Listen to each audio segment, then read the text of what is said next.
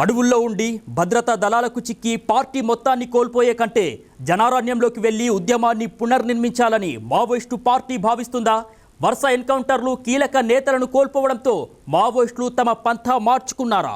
మావోయిస్టుల ఏరివేతే లక్ష్యంగా భద్రతా దళాలు అడవుల్ని జల్లెడపడుతున్న వేళ ఇక భారీగా మావోయిస్టులకు ప్రాణ నష్టం కూడా జరుగుతున్నటువంటి విషయం తెలిసిందే. ఇక ఈ వర్షాకాలంలో కూంబింగ్ ఆపేస్తే కాస్త కుదురుకోవచ్చని భావించిన నక్సలైట్లు కేంద్ర హోంమంత్రి ప్రకటనతో అడవులు వీడి జనారణ్యంలోకి వచ్చేందుకు ప్రయత్నాలు చేస్తున్నారా?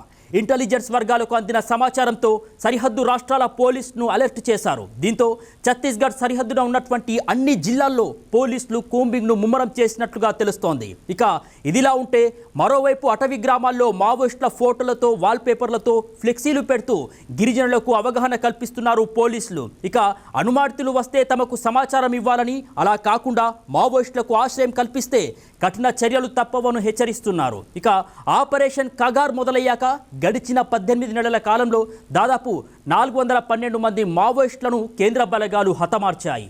ఈ ఏడాది ఇప్పటికే 14 భారీ ఎన్కౌంటర్లలో 200కు పైగా మంది నక్సల్స్ కన్నుమూశారు. మావోయిస్టు పార్టీ కేంద్ర కమిటీ కార్యదర్శి నంబాల కేశవరావు, అదేవిధంగా కేంద్ర కమిటీ సభ్యులు సుధాకర్, తెలంగాణ రాష్ట్ర కమిటీ సభ్యులు ఆడెల్లి అలియాస్ భాస్కర్, కేంద్ర కమిటీ సభ్యుడు AOB secretary Gajarla Ravi, east zone committee secretary Aruna వంటి కీలక నేతలను మావోయిస్టు పార్టీ కోల్పోయింది.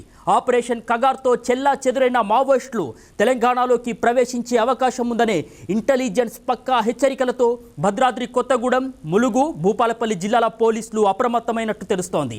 రాష్ట్ర సరిహద్దు వెంబడి గోదావరి, దాని ఉపనదుల పరివాహక ప్రాంతాల్లో ముమ్మర తనిఖీలు నిర్వహిస్తున్నారు పోలీసులు.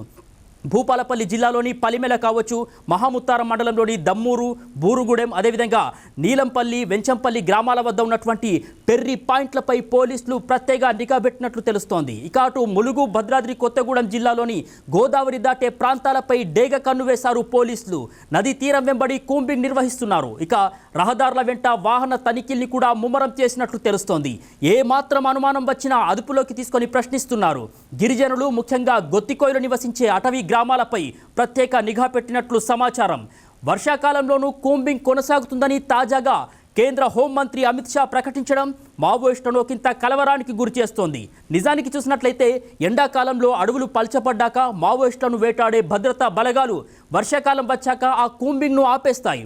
ఇందుకు చాలా కారణాలుంటాయి. సాధారణంగా చూసినట్లయితే అడవులు చిక్కబడితే భద్రతా బలగాలు ముందుకు కదలడం కష్టమవుతుంది. అదేవిధంగా పురుగు, పాములతో ప్రాణాలు కోల్పోయే ప్రమాదం ఉంటుంది. అలాగే వాగులు కూడా భద్రతా బలగాలకు అడ్డంకిగా మారతాయి. ఇక ఎప్పట్లాగే ఈ వర్షాకాలం కూడా కూంబింగ్ ఆపేస్తారని, ఆ లోపు కుదురుకోవచ్చని మావోయిస్టులు భావించారు. కానీ అమిత్ షా ప్రకటనను బట్టి చూస్తే అలాంటి పరిస్థితులు లేవని, మావోయిస్టులకు ఏ చిన్న అవకాశం ఇవ్వకూడదనేది కేంద్రం వ్యూహంగా స్పష్టమవుతోంది. ఏడాది ప్రారంభం నుంచి జరుగుతున్న నష్టంతో మావోయిస్టులు కూడా తమ పంథా మార్చుకున్నట్లు తెలుస్తోంది. ఇక అడవుల్లో ఉండి భద్రతా దళాలకు చిక్కి పార్టీ మొత్తాన్ని కోల్పోయే కంటే జనారణ్యంలోకి వెళ్లి ఉద్యమాన్ని పునర్నిర్మించాలని మావోయిస్టు నేతలు భావిస్తున్నట్లు సమాచారం.